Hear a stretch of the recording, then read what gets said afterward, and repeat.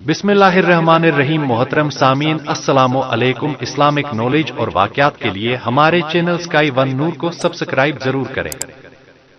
Sky one नूर पेश कर रहा है हजरत इब्राहीम अलैहिस्सलाम का वाक़या।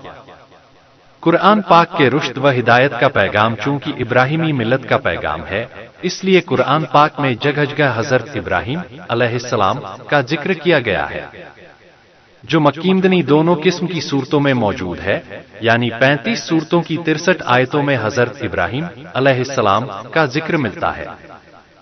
तारीख और तौरात दोनों हजरत इब्राहीम के वालिद का नाम तारिक बताते हैं, और कुरान पाक के एतबार से हजरत इब्राहीम अलैहिस्सलाम के वालिद का नाम आजर है।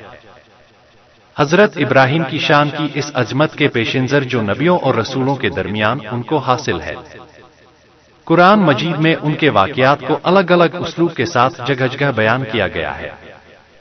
एक जगह पर अगर थोड़े में जिक्र है तो दूसरी जगह तफसील से तज़किरा किया गया है, और कुछ जगहों पर उनकी शान और खूबी को सामने रखकर उनकी शख्सियत को नुमाया किया गया है।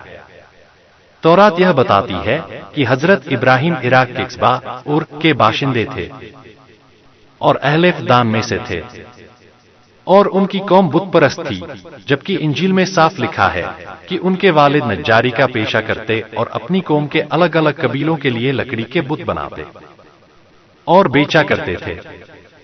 मगर हजरत इब्राहीम अलैहिस्सलाम को शुरू ही से हक की बसीरत और रुश्द व हिदायत अता फरमाई, और वे यह यकीन रखते थे कि बुत न देख सकते हैं, न सुन सकते हैं, और न किसी की पुकार का जवाब दे सकते हैं, और न नफा व नुकसान का उनसे कोई वास्ता है, और न लकड़ी के खिलौनों और दूसरी बनी हुई चीजों के और उनके बीच कोई फर्क और इम्तियाज है। वे सुबह व शाम आंख से देखते थे कि इन बेजान मूर्तियों को मेरा बाप अपने हाथों से बनाता है और गढ़ता रहता है, और जिस तरह उसका दिल चाहता है नाक कान आंखें गढ़ लेता है और फिर खरीदने वालों के हाथ बेच देता है। तो क्या ये खुदा हो सकते हैं, या खुदा जैसे, या खुदा के बराबर हो सकते हैं? हजरत इब्राहीम अलैहिस्सलाम ने जब यह देखा कि कौम बुत परस्ती, सितारा परस्ती और मज़ाहिर परस्ती में ऐसी लगी हुई है कि खुदाए बरतर की कुदरत मुतलका और उसके एक होने और समद होने का तसव्वुर भी उनके दिलों में बाकी न रहा, और अल्लाह के एक होने के अकीदे से ज्यादा कोई ताज्जुब की बात नहीं रही, तब उसने अपनी हिम्मत चुस्त की और जाते वाहिद के भरोसे पर उनके सामने दीने हक का पैगाम रखा और ऐलान किया, ऐ कौम, यह क्या है जो मैं देख रहा हूं कि तुम अपने हाथ से बनाए हुए बुतों की परस्तिश में लगे हुए हो?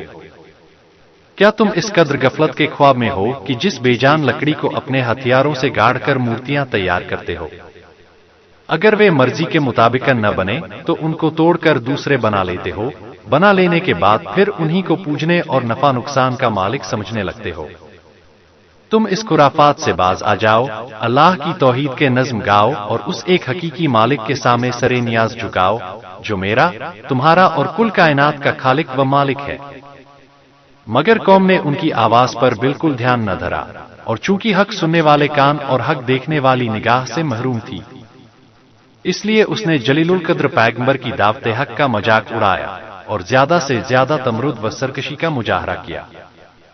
अगला वीडियो में हम बताएंगे कि हजरत इब्राहीम अलैहिस्सलाम ने कैसे अपने बाप को एक अल्लाह की इबादत और हक की दावत दी।